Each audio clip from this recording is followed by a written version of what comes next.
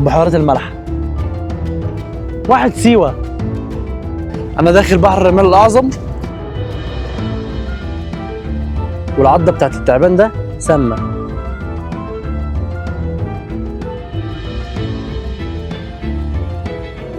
مية بترفعك لفوق لوحدها. السحلية دي بتعوم في الرملة أحسن من السمكة. الناس بتيجي البحيرات المالحة هنا من جميع أنحاء العالم. الصفاء والنقاء هنا في سيوة. نفسي اعرف انتوا عايشين ازاي وبتاكلوا ايه؟ يعني بتاكلوا ايه؟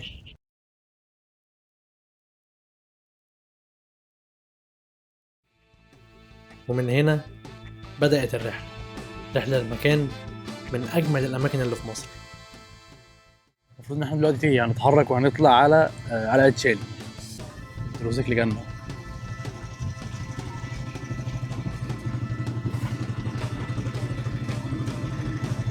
هنروح السوق بقى عند قلعة شالي. كده وسلم عليكم. كل سنة وانتم طيبين. تسلم. عيدكم مبارك. كانت الحال وين؟ كويسين ها؟ كله فل. دي بالسيوة دي ها؟ بالسيوة أصلا أبو زكي؟ ماشي، إحنا هنطلع على السوق عند قلعة شالي كده. ماشي. يلا بينا.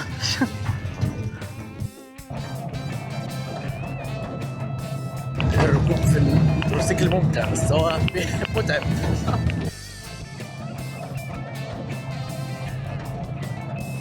والتروسيكل هو أسرع وسيلة مواصلات في سيوة وأكتر حاجة منتشرة هناك. والتروسيكل ده هيودينا لحد السوق وهنطلع على شالي.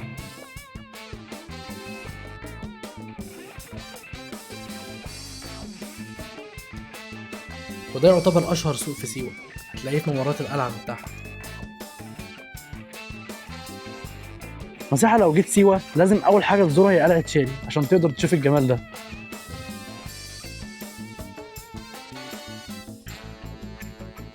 القلعة دي بقى لها أكتر من 900 سنة، يعني 9 قرون، ومبنية من الصخر والملح بس.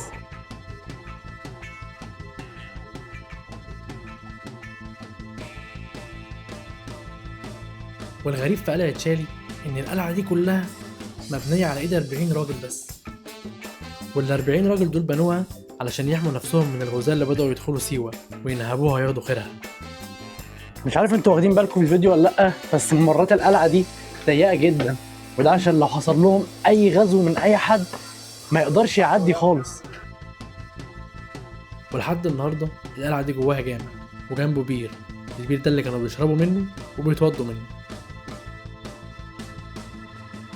والأمازيغ الأصليين اللي كانوا عايشين هنا نزلوا من حوالي 100 سنة بسبب السيول وبسبب إن القلعة ما بقتش حصن كافي ليهم، وبدأوا يعيشوا في بقية واحد سيوة.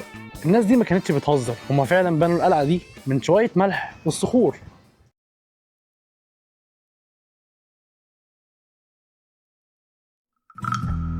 ومن أمتع الحاجات اللي ممكن تعملها في سيوة هي رحلة الصحراء الغربية، واحنا دلوقتي مستنيين العربية هتيجي تاخدنا هتدخلنا الصحراء. بسم الله.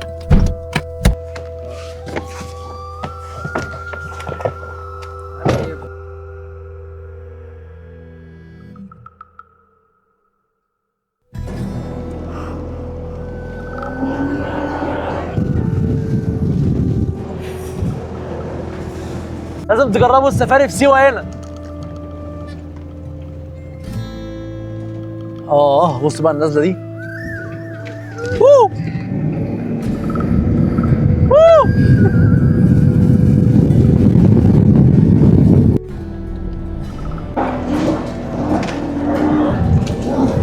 ووو اوه. جامد فشخ.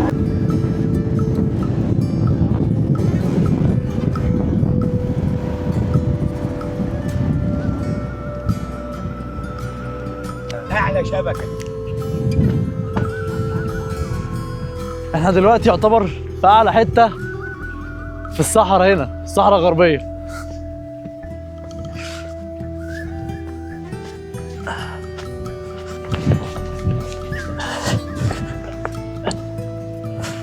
والناس هنا بتسوق سواقه يعني هتبهرك في الصحراء.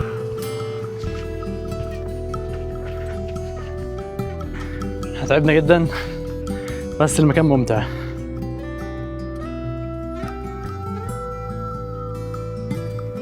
طبعا احنا في الشتاء دلوقتي فالجو حلو شويه، بس في الصيف هنا بيبقى فيه عواصف رمليه كتير جدا، ممكن تردمك انت والعربيه اللي انت راكبها، لازم تخلي بالك.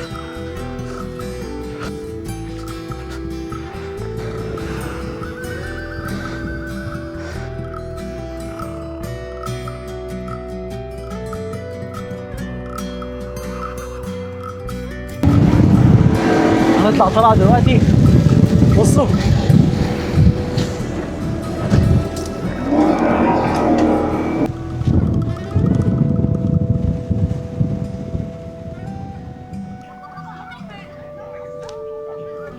احنا لسه واصلين بير واحد في وسط الصحراء، نخل وشجر. بصوا الميه دي، ده بير ميه كبريتيه.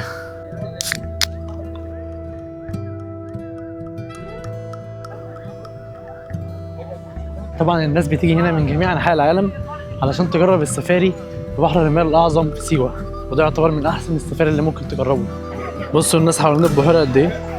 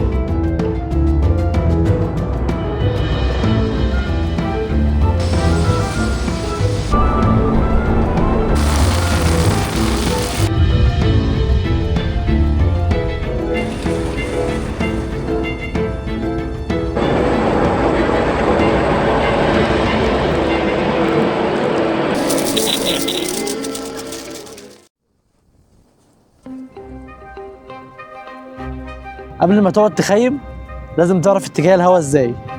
كل اللي هتعمله هتمسك شويه رمله وتعمل كده كده. احنا عرفنا ان الهواء جاي الناحيه دي، فما ينفعش نقعد في وش الهواء، هنخلي العربيه في ظهر الخيمه واحنا هنقعد هنا.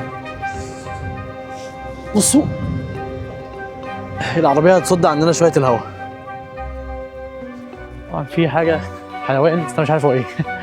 الخنفسه.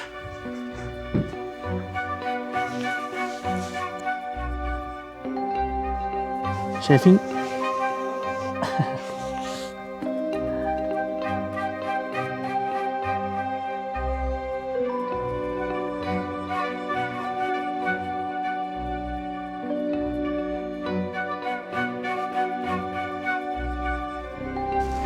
وده اسلوب تعبان الدساس، ان هو بيدفن نفسه تحت الرمله وانت ماشي مستحيل تشوفه. بصوا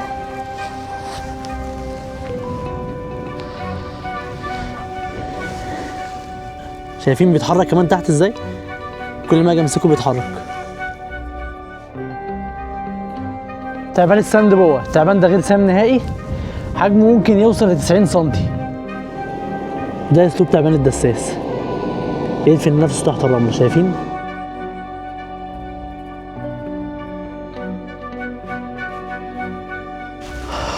أجمد مكان ممكن ترتاح فيه نفسيا هي الصحراء.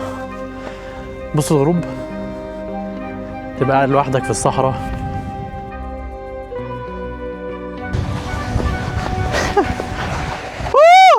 ده الشاي الليبي؟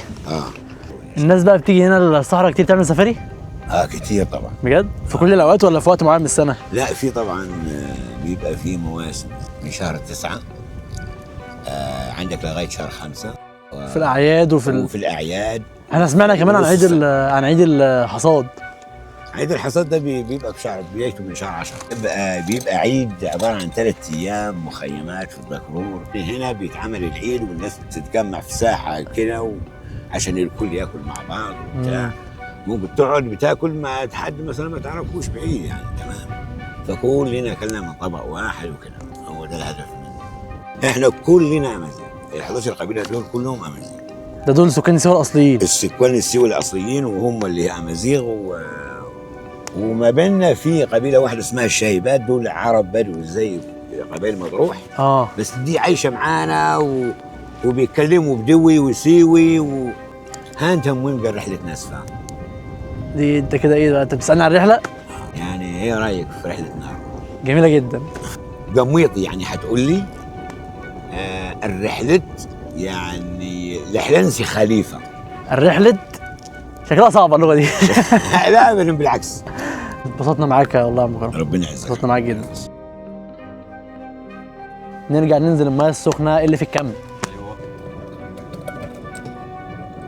احنا مولعين النار دلوقتي وبنشرب شاي ليبي جميل جدا. من اجمد الحاجات هنا في سيوه الشاي الليبي ده. لو نقص ميه ما زودتوش تلاقيه تقيل بجد؟ يعني هو مش زي الشاي العادي يعتبر. ايوه كل ما تزوده يبقى خفيف. يعني كشري وغليان اي حاجه ما ينفعش. ما ينفعش، لازم تفضل. مش هتستطعم. بصوا هصور لكم دلوقتي حاجه نادره جدا. بصوا ثعلب الفنك ده. شايفين ثعلب الفنك؟ تعال اهو.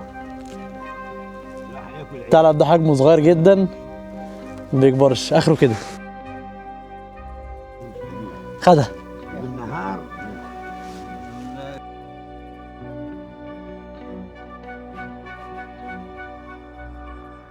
خد رايح فين؟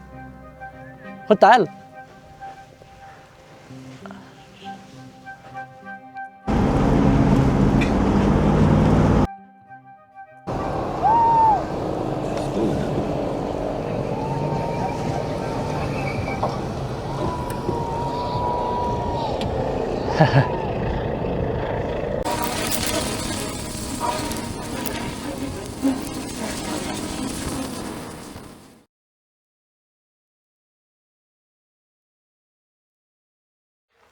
حرك صوابع رجلك ماشي، تحركهاش تاني. اتفقنا؟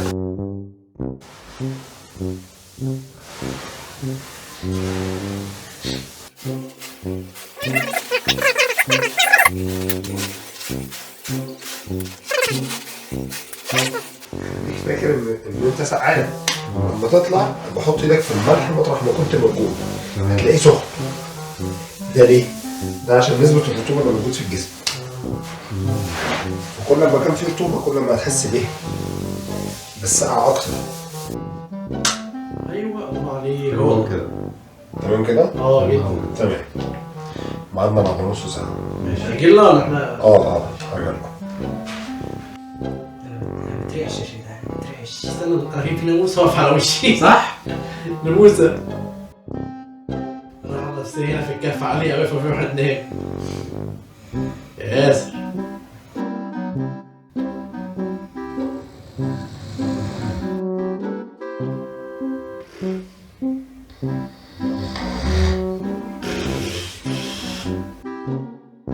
شخرت يا باشا. ده مش انا والله. يا عم انت. انتوا في اول 5 دقايق اصلا. مساء الخير. حد فيكم حس بيا لما جيت من شوية؟ جيت شوية؟